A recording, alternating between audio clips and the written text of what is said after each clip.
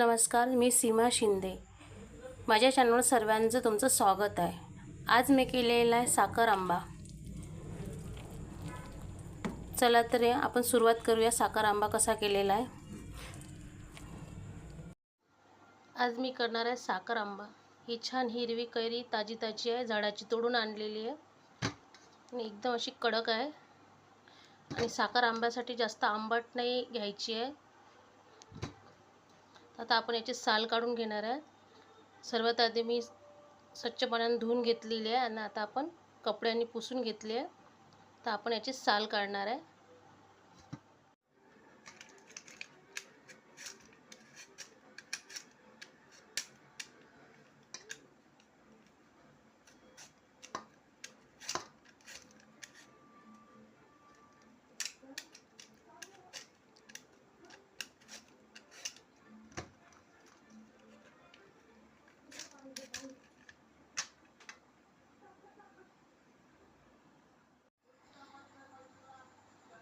हिरव्या कैरीचे आपण असे साल काढून घेतलेले आहे सर्व कैरीचे. आता याला आपण किसून घेणार आहे.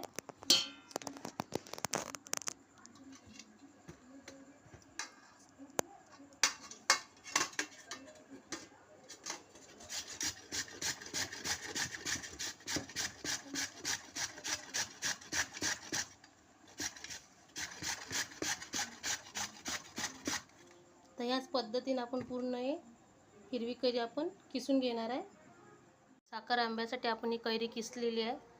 बघा छान मस्त किस पडलेला आहे. आता पूर्ण हे कैरीचा किस तयार केलेला आहे. आपण कैरी आपण किसून घेतलेली आहे साखर आंब्यासाठी. पॅन ठेवलेला आहे, गरम झालेला आहे. तर आपण यामध्ये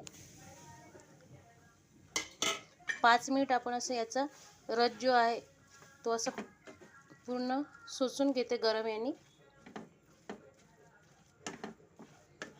5 मिनिट आपण असंच गॅसवर ठेवणार आहे.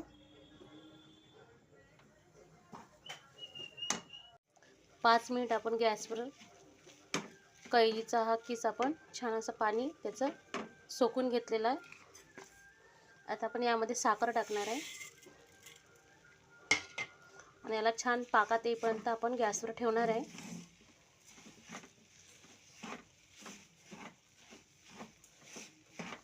ही हिरवी कैरी होती. हिरवी कैरीचा आपण हा किस करून साखर आंबा करत आहे. कोणी साखर न टाकता गूळ टाकतो, पण आमच्याकडे गुळाचं नाही आवडत, त्यामुळे आम्ही साखर टाकलेली आहे. आणि यामधलेच हिरव्या कैरीमधलेच थोडे पिवळ्या कलरचे कैरी निघाली होती, तर आपण हा वेगळा केलेला आहे. बघा छान मस्त साखरेचं पाणी सुटलेलं आहे. आता आपण याला पाकात येईपर्यंत घट्ट होईपर्यंत असं शिजू देणार आहे.